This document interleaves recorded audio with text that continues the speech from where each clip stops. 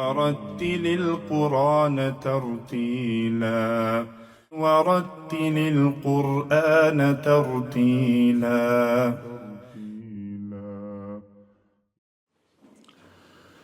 السلام عليكم ورحمة الله وبركاته.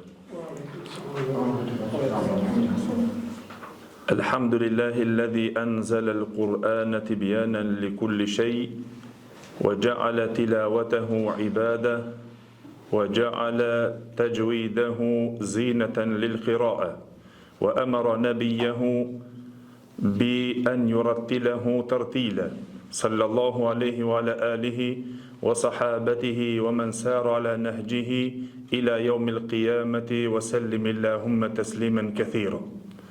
أما بعد، gjithë falënderimet dhe lavdrimet I takojnë Allahut xhalla xhelaluhu, vetëm atë falenderojmë dhe vetëm prej Tij ndihmë dhe falje kërkojmë, kurse salavatet dhe selamet nga thellësia e zemrës tonë I dërgojmë të dashmurit tonë Muhammedit sallallahu alaihi wasallam, familjes së tij, shokëve të tij dhe gjithë ata të cilët e pasojnë rrugën e tyre me të mirë deri në ditën e gjykimit. Të nderuar dashamir, të nderuar vëllezër të cilët jeni ardhur sonte këtu, Nësë Allahun xhela xhelaluhu që Allahu dhul xhelal t'ju shpërblen me të mirat e Tij, për kohën që keni ndarë dhe për të vazhduar këtë rrugëtim të ndriçuar, inshallah që dëshirojmë të fillojmë në shpjegimin e një poezie të çmuar me të cilën është një hoxh që ka shkruar në lëmin e tajvidit dhe ato e ka bërë në poezia si një dhurat për fëmijët me poezinë e çmuar e Sulejman el-Xhemzurit, hoxhës së nderuar. Na nuk do të futemi në detaje të shpjegimit të fjalëve të poezisë së tij radhazi, por e marrmi çelësin e asaj të cilën e ka hapur ky dhe I ka renditur disa rregulla të tajvidit, dhe se padyshim se libri Allahut xhela xhelaluhu është mrekulli në vete me kuptimin e tij, por dhe mrekulli në vete dhe në recitimin e tij, se na si musliman jemi të urdhëruar që na ta lexojmë atë ashtu me rregulla të sakta, duke zbukuruar zërin në saktësi në leximin e tij, se me të vërtetë Allahu xhela xhelaluhu urdhënon dhe pejgamberin sallallahu alaihi wasallam që ta lexon Kur'anin me tertil, pra me tajwid. Wa rattilil Qur'ana tartila. Disa nga komentatorët e Kur'anit thanë e I jawid tajwid. Recitoja ato me një recitim të zellshëm, të bukur. E padyshim se nuk është vetëm recitimi I Kur'anit që ta recitojsh me një zot të bukur, padyshim se zëri I bukur ja jep stolin e leximit, ashtu sikur që pejgamberi sallallahu alaihi wasallam në hadithin që transmeton Imam Ahmedi, Abu Davudi, Imam Nesai, Ibn Majah nga Bara ibn Azib radhiyallahu anhu, tha se pejgamberi sallallahu alaihi wasallam ka thonë: "Zayyinul Qur'ana bi aswatikum." Zbukuronja Kur'anin duke recituar me zërat e bukur të juaj, duke e shprehur atë bukurinë më të bukur të leximit dhe me zërin më të bukur që ti e lexon. Sigur në një hadith tjetër një ashtu, pejgamberi sallallahu alaihi wasallam tha hadithin që transmeton Imam Buhariu nga Abu Huraira radhiyallahu anhu, I cili tha se leysa minna man lam yataghanna bil Qur'an. Nuk është nga ne ai I cili nuk e reciton Kur'anin me zot të bukur, që nuk mundohet spaku që ta reciton ato bukur dhe mirë. Nuk do të thotë vetëm se melodia që ti e bën dhe që I ndëgjojmë disa që e recitojnë me melodi të bukur, normal që I jep stoli, mirë po bukuria e Kur'anit në recitim, padyshim se është të jetë I sakt sipas rregullave të tajvidit, të cilët janë të vendosura, dhe që Allahu xhela xhelaluhu ka porositur ashtu që të recitohet, edhe është recituar nga pejgamberi sallallahu alaihi wasallam, mësuesi I njerëzimit, që ja u përcolli dhe sahabeve, shokëve të tij dhe ato shokëve të tjerë të tyre, e derisa arrit ky mësim këto rregulla të sakta të cilët na duhet që të I mësojmë dhe të I dijmë, e që inshallah e fillojmë këtë rrugëtim me qelsin duke e hapur simbas rregullave të cilët i ka sjellur renditjen dhe radhitjen Sulejman el-Xemzuri rahimullah në një libër të vogël të tij, të cilën e ka emërtuar Tuhfatul Atfal, dhurata për fëmijë. Dhe se me të vërtetë kjo është si një çels për ta kuptuar, jo se ka përfshirë don të thot gjitha ato të cilët kanë të bëjnë me rregullat e tajvidit dhe dispozitat, por si një çels kuptimi për të i kuptuar disa nga rregullat që fëmia të fillon ta kupton atë dhe pse jo dhe i rrituri që të futet në këtë lëmi që ta kupton pak a shumë tajvidin dhe se me të vërtetë këto janë disa rregulla që një musliman që e reciton dhe e lexon librin e Allahut xhelle xhelaluhu, ai duhet që të i dinë ata.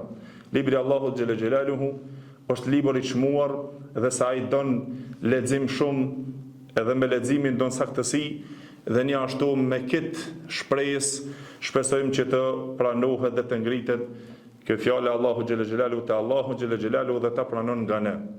Ne inshallah shkurtimisht do të fillojmë në shpjegimin e parë me të cilën ka filluar hoxha, padyshim se ato poezijat janë të rrjedhura, tash te na nuk kuptohen dhe na nuk futemi në shpjegim të thellë rreth tyre, për arsye se me të vërtetë te na është pak problem ato të kuptohen, po fillon hoxha kështu për shkak se lëmit të cilët i kanë shpjeguar hoxhallarët e mëdhenj i kanë sjellur edhe në poezi për të i mësuar ata mirë, për mos të i harruar ata.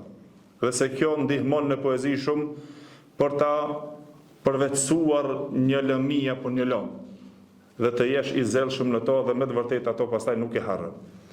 E fillon Sulejman el-Xemzuri rahimullah duke thonë yakulu raji rahmetil ghafuri dauman Sulejmanu huwa al-Xemzuri alhamdulillahi musalliyan ala Muhammadin wa alihi wa man tala. وبعد هذا النظم للمريد في النون والتنوين والمدود سميته بتحفة الأطفال عن شيخنا المهي ذي الكمال أرجو به أن ينفع الطلاب والأجر والقبول والثواب. Shë fillon atë hyrjen e tij në këtë libër, apo të themi atë parathënien, që në Shqip nëse e përthejmë pak a shumë, thot ai i cili shpreson mëshirën e Allahu xhelle xhelaluhu falsit, me të cilën ky çon falënderimet e mëdha Allahu xhelle xhelaluhu dhe pastaj dërgon salavatin mbi Muhamedit sallallahu alaihi wasallam dhe ata të cilët pasojnë rrugën e tij. Dhe pastaj tha se këtë poezi, të cilën e kam shkruar për atë i cili dëshiron që të i përvetëson rregullat e nuni sakinit, tenvinit dhe zgjatjeve.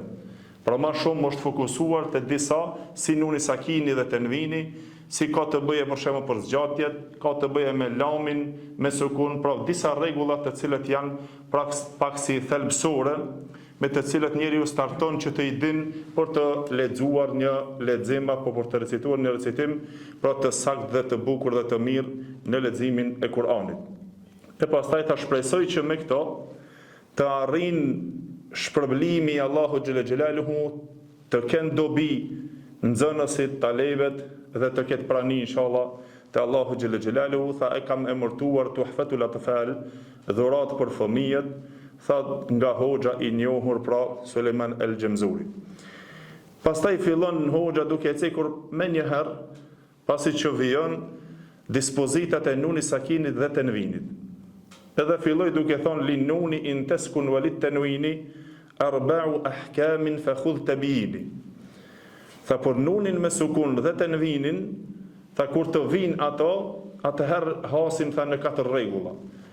Pra si shpjegim na duhet që të startojmë spaku ta kuptojmë se shkronjat e gjuhës arabe, ato 28 shkronjat të cilët janë, padyshim se çdo gjuhë i ka rregullat e veta, si anën gramatikore, po dhe anën e leximit të atyre shkronjave të çdo gjuhë. Gjuha arabe i ka shkronjat e veta, mirë po dhe i ka rregullat e veta, edhe pastaj në gjuhën arabe këto shkronja, të cilët janë pra harfet, në gjuhën arabe përbohen pra me disa vokale, me e, me i, me u, dhe pastaj që nuk ka vokale në to, të na i thomi sukun apo. Apo në gjuhën arabe i thuhet sukun, që ajo qëndron as e, as i, as u. Sikur që e shqiptojmë na me ë për shembull, n, b, t, th, e kështu me radhë. Ky sukuni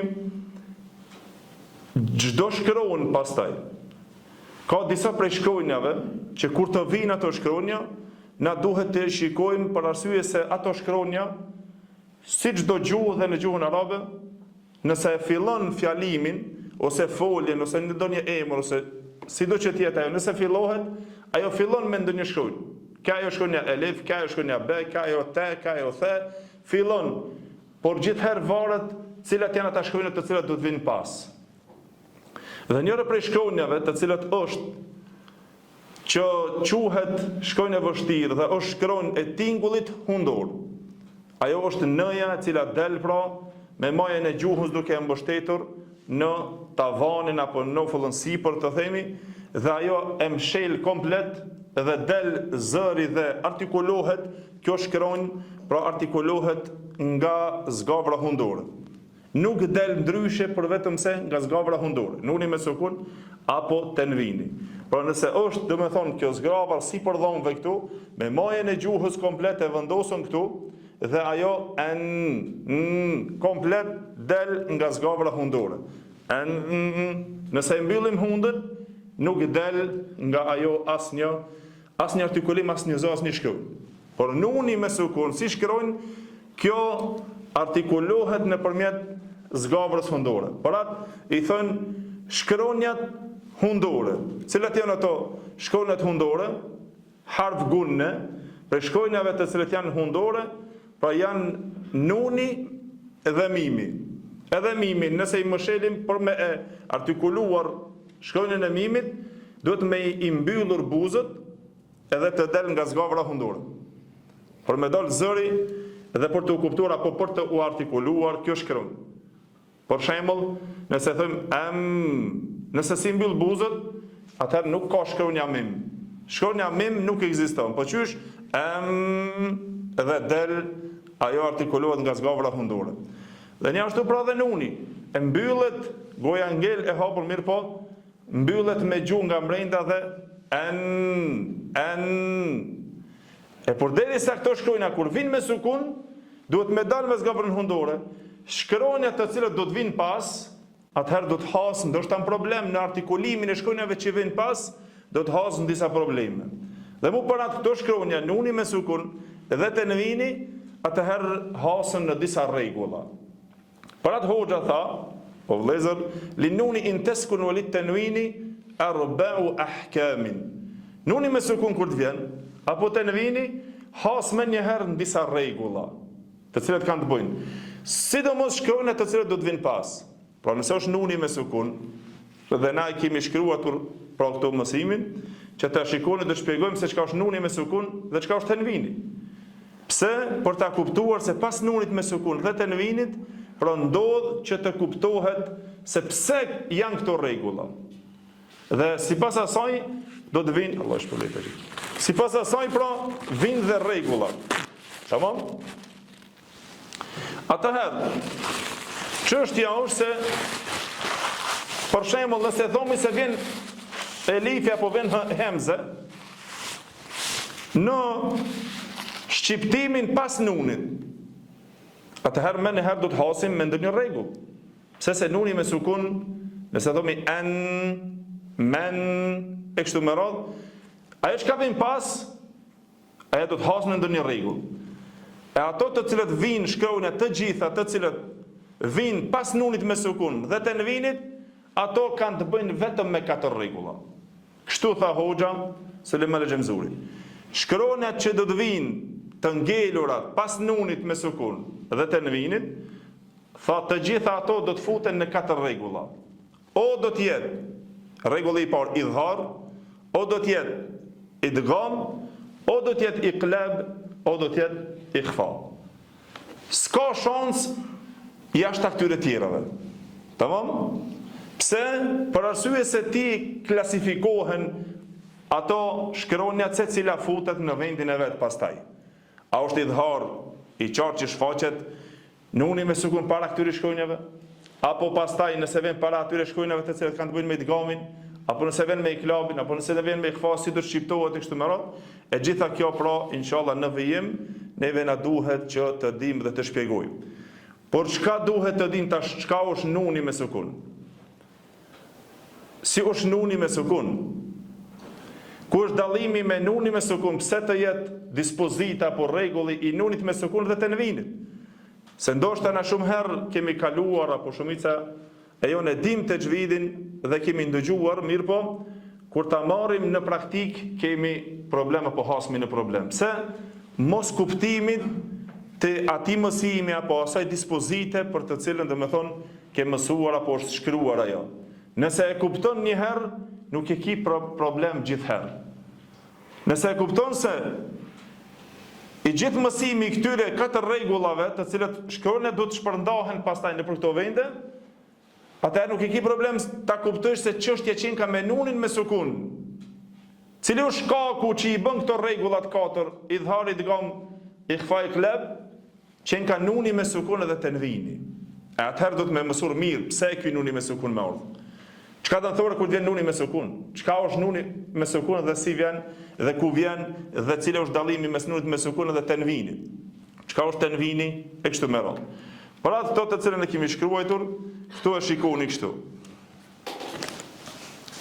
Për ta dalluar gjithherë duheni që ta shikoni çështjen të cilën e kemi shpjeguar, dispozita e nunit me sukun ka të bëjnë me nuni kështu dhe me sukuni që vendoset, tamam? Kurse tenvini është an in un. Shembull, për ta kuptuar nuni, a ka diçka s'ka? Nëse i vendoset sukuni, unë e bëj kështu pak ma gjon që të vërejet, Kurani është ma ndryshe. Ky sukuni dhe thotë që s'ka asni vokal, tamam? Atëherë ky shqiptohet Nëse vendosim për shembull kështu me lexu një hemze, an in un e kështu me radhë, tamam? An. Pra ky qëndron si në me sukun. Po tenvini çka është? Tenvini si ta them, pse tenvini? Dispozita edhe e nunit me sukun, edhe e tenvinit, por shkak se normal nëse e bëjmë kështu me fetha, ku tham se shkruan në gjuhën arabe për të u recituar ato hasin, çdo shkruajnë shembull alif, b, t, th që i mësoj, më bo. Ato për të lexuar duhet me pas disa vokale me e, me i, me u. E këto quhen fetha, dhamme, kesra. Tamam, fetha, kesra, dhamme apo fetha, dhamme, kesra. Nëse e ka vinal për shembull, nëse e marrmi elifin çështu, dhe nëse e vendosim vin sipër, kjo atëherë lexohet, nuk lexohet elif prap, po qysh lexohet e. Por shkak se e ka vin nal. Nëse vendosim poshtë, e hekim këtë vin, çka bëhet atëherë? Bëhet i, lexohet i. Dhe një ashtu nëse e vendosim ujën sipër dhe lexohet u. Këto janë ata vokalet e, i, u. Pra fillestarët të cilët dëshirojnë të mësojnë shkronjat, do të mësojnë ngadalë këto të cilët i kanë mësuar e din. Por si formohet tenvini? Çka bëhet tenvini? Na e kemi shpjeguar pastaj këtu, do ta lexoni dhe do ta shihni se çka do të thotë tenwin. Çka është tenwin? Tenwin në gjuhë do të thotë at-taswit. Që do të thotë tingullim i dy fisht. Nëse thua e, i shtohet edhe një nun shtesë. Por nunin me sukun jemi duke fol apo? Nuni me sukun njihet. Çka është nuni me sukun? Si është nuni me sukun? Është e thjeshtë të kuptohesh. Këtu është do me thonë e shkruar definicioni, apo? Është bashkëtingëllorja nun, e cila është më thonë nuk ka zanore, por e ka sukunin e kështu me radhë, ju pastaj do ta kuptoni këtë rregullin. Mirë po, thjesht për ta kuptuar, nuni me sukun është ai i cili nuk ka zanore, e ka sukunin dhe qëndron. Si në emra, si në folje, si në harfe, edhe ky qëndron në shqiptim, qëndron në shkrim, qëndron kur të ndalemi, qëndron edhe kur të vazhdojmë. Gjithkund, nuni me sukun, ky qëndron. Nëse thonë për shembull minkum, nuni është aty prezent. Min qabl është prezent. Nëse thonë për shembull në mes të fjalës menzil, nuni është prezent. Tamam?